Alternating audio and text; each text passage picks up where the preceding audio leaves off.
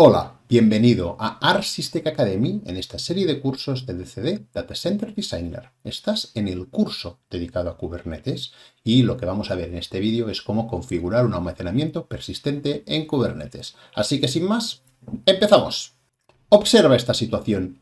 Tengo el clúster que está ejecutando un pod que está expuesto a través de un servicio, load balancer, con una IP pública. Cuando yo llamo a esta IP pública, me responde este pod, que es un pod de Nginx, en el cual yo he modificado su fichero index.html para que me responda con un hello world.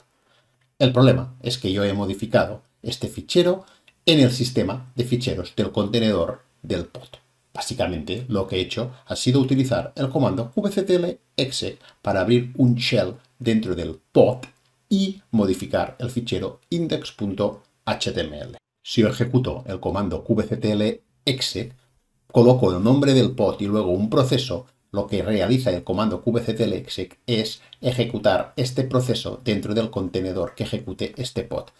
El modificador -it es para el azar terminal, con lo cual ahora básicamente estoy dentro del pod. Lo que yo he hecho ha sido simplemente irme al directorio dentro del contenedor donde Nginx tiene almacenado su fichero index.html y modificarlo para que ponga hello world.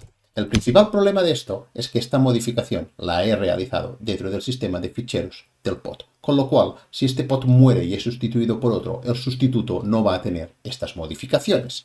Por ejemplo, puedo borrar el pod.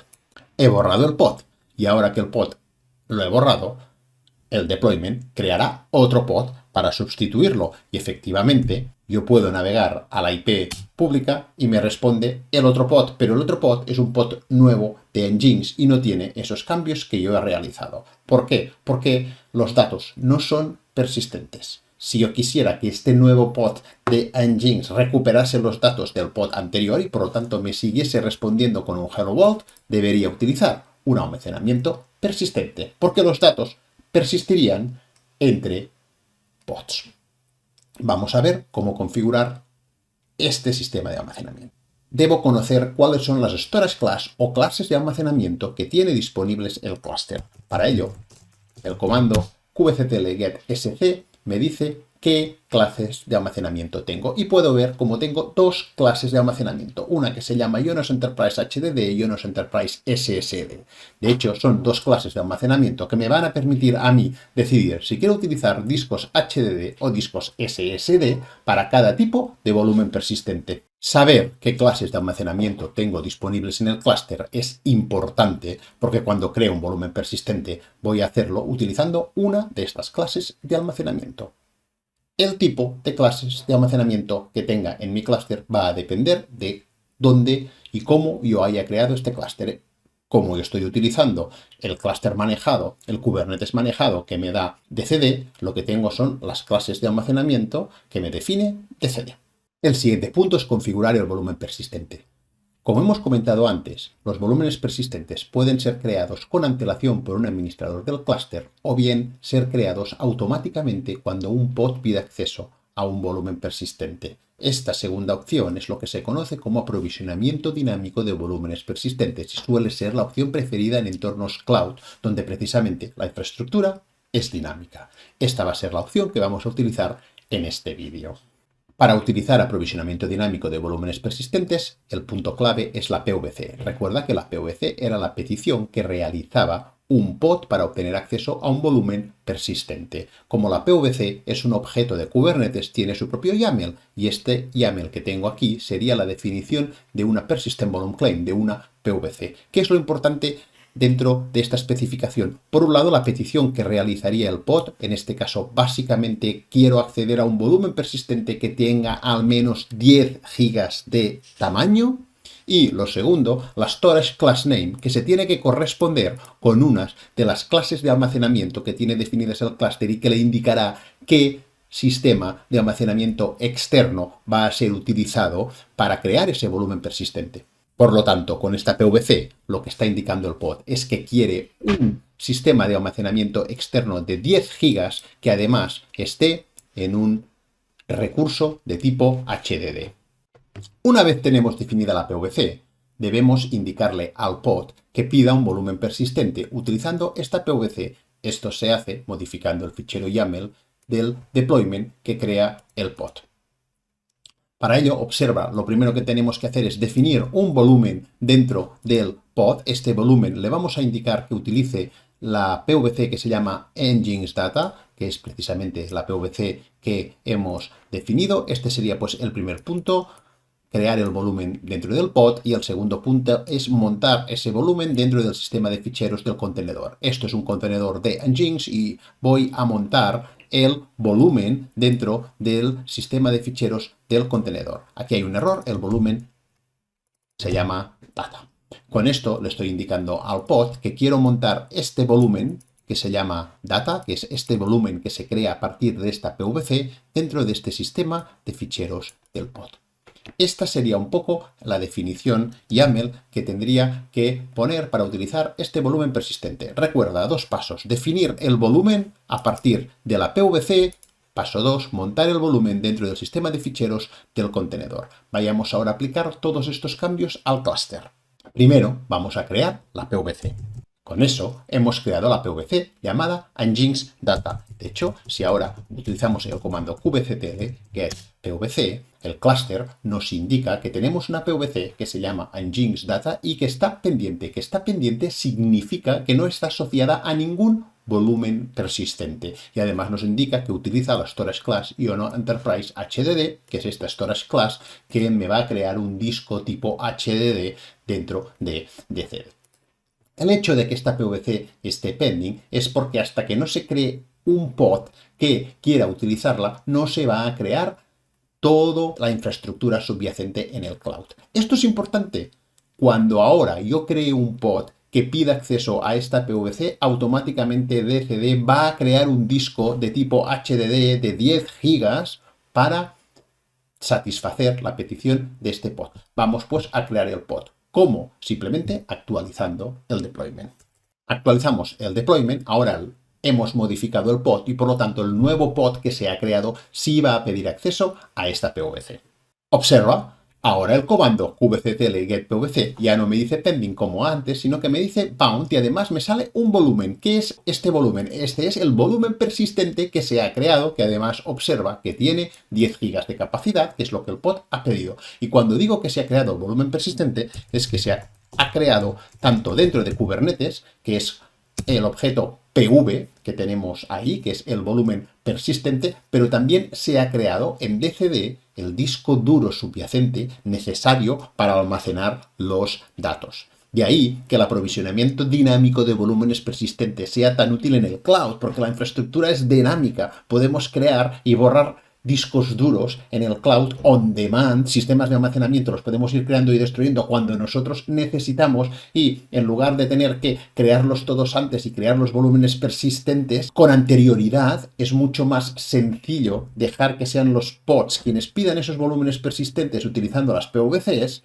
y automáticamente dejar que sea el proveedor de cloud el que cree toda la infraestructura necesaria. Ahora estoy en DCD y voy a abrir el centro de datos virtual Databases, que es donde tengo creado este clúster de Kubernetes. Observa como aquí tengo la representación de mi node pool y ahora me pone que tiene aquí 2 HDD y si despliego, observa que me aparece un disco de 10 GB que se llama CSI PV y un nombre. Este segundo disco es precisamente el disco de tipo HDD que se ha creado automáticamente. Otra forma de verlo es yéndome a mi perfil, Resource Overview, Cost and Usage, seleccionar el centro de datos Databases y ahí verás que me dice precisamente que tengo 3 sistemas de almacenamiento y me aparece este de 10 GB, que es precisamente el sistema de almacenamiento que se ha creado gracias a este volumen persistente.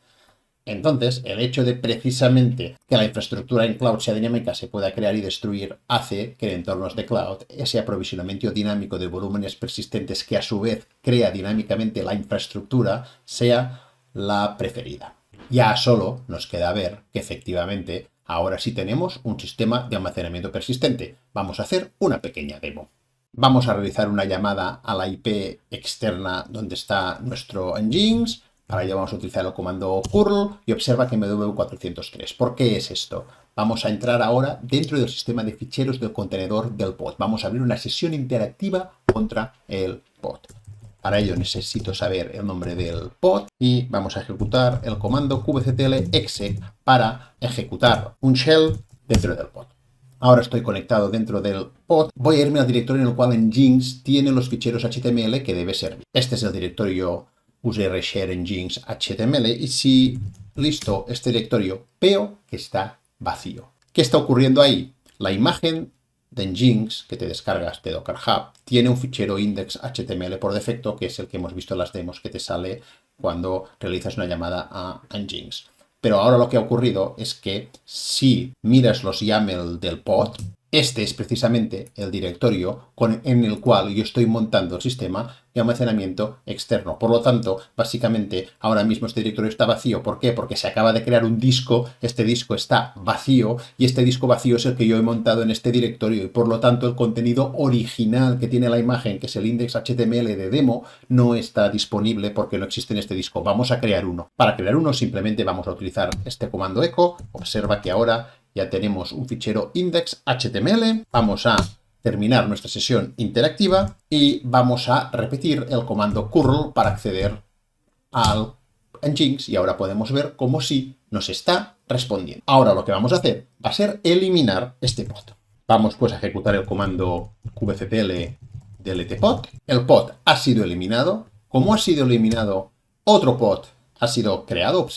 Puedes ver que es otro pod distinto, el deployment lo ha creado y ahora vamos a realizar otra vez la llamada con el comando curl y observa cómo me sigue respondiendo el contenido que tenía el pod anterior. ¿Por qué? Porque el nuevo pod creado se ha conectado también al volumen persistente y por lo tanto ha leído los datos del disco del volumen persistente. Ahora lo que voy a hacer es eliminar el deployment, para eliminar todos los pods. Utilizo comando getDeploy para ver el nombre del deployment, que es hello world, y ahora voy a hacer un kubectl delete deploy hello world, y eso va a eliminar el deployment. Ahora ya no tengo pods. Al eliminar el deployment se eliminan todos los pods. Pero el PVC no tiene nada que ver con el deployment. El PVC sigue ahí y sigue atado al volumen persistente y al sistema de almacenamiento, al disco HDD creado. Por lo tanto, los datos siguen existiendo en este disco HDD. Ahora simplemente nadie los está utilizando, ningún pod los ha pedido. Pero si en cualquier momento yo vuelvo a aplicar el fichero de deployment, creo otra vez el deployment que me va a crear otra vez los pods que utilizan el mismo PVC, automáticamente, una vez los pods estén en marcha, vamos a asegurarnos, todavía se está creando contenedor.